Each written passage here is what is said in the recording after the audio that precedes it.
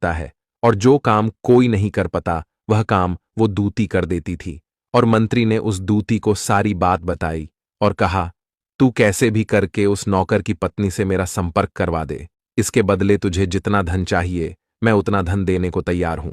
इस तरह मंत्री की बात सुनकर दूती कहने लगी, मंत्री, तुम जिस औरत के बारे में बात कर रहे हो वो औरत पूरी तरह से पतिव्रता है, और वो किसी के बहलाने फुसलाने से तुमको मटका और कतार नहीं देगी, और वो तेरी ओर थूकेगी भी नहीं, और उसके परिवार के व्यक्ति बहुत खूंखार है जो तेरी खाल उतार लेंगे। ये बात सुनकर मंत्री कहने लगा, यदि तू मेरा उससे संपर्क नहीं करवा सकती है तो एक काम कर दे, उसके घर जाकर उसका मटका और कतार चुराकर मुझे दे दे, और उसकी पत्नी के गुप्तांग के पास यदि कोई निशानी हो तो वह निशानी मुझे देखकर बता दे।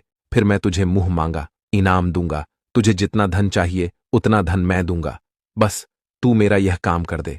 मंत्री की ये बात सुनकर दूती धन के लालच में आ गई और उसने कहा, ठीक है, मैं तुम्हारा काम अवश्य करूंगी, लेकिन मुझे मुंह मांगा धन देना पड़ेगा। मंत्री ने कहा, ठीक है। और फिर दूती नौकर के घर जाती है और नौकर की पत्नी से जाकर बोलता है, बेटी, मैं तेरी पति की मौसी हूँ, मैं कई सालों के बाद आई हूँ। फिर उस नौकर की पत्नी ने कहा, आप इतने सालों बाद आई हैं, इसीलिए मैंने आपको पहले कभी देखा नहीं, इसलिए मैं आपको पहचान नहीं पाई। और इस प्रकार वो दूती उस नौकर के घर में मौसी बनकर घुस गई, और नौकर की पत्नी ने दूती को मौसी समझकर बहुत सम्मान दिया, मगर उसे नहीं पता था कि यह एक दूती है और उसके साथ छल करने आई है।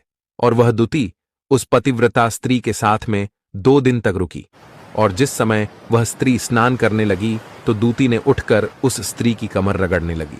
उस पतिव्रता स्त्री ने बहुत मना किया, फिर भी वह दूती नहीं मानी और कहने लगी, तुम मुझे अपनी बेटी से भी ज्यादा प्यारी लगती हो, तो मना मत करो, काफी दिनों के बाद में मेरी और तुम्हारी मुलाकात पहली बार हुई है। और ऐसा कहकर वह दूती मुख पर हाथ फिराने लगी। फिर आंखों को धुलने के बहाने से उस पतिव्रता स्त्री की आंखों में पानी मार दिया और उस स्त्री की आंखें बंद हो गईं। और इस तरह गुप्तांग के पास में जांघ पर एक तिल था जो दूती ने देख लिया और उसका काम बन गया। और जब स्नान करने के बाद में नौकर की पत्नी रसोई में खाना बनाने लगी तो दूती को मटका और कतार चुराने का मौका मिल गया, और उसने मटका और कतार चुरा लिया, और वहां से ये दोनों चीजें चुराकर भाग गईं और सीधा जाकर मंत्री के पास पहुंची और उस मंत्री को मटका और कतार दे दिया, और उस नौकर की पत्नी के जांघ पर तिल की निशानी है ये भी बता दिया। और मंत्री मटका और कतार लेकर सीधा राजा के दरबार में जा पहुंचा और राजा से कहा, महाराज, मैं नौकर की पत्नी के साथ 2 दिन रहकर आया हूं, और ये मटका और कतार उसी ने मुझे दिया है। इस तरह मंत्री की ये बात सुनकर राजा ने दरबार लगाया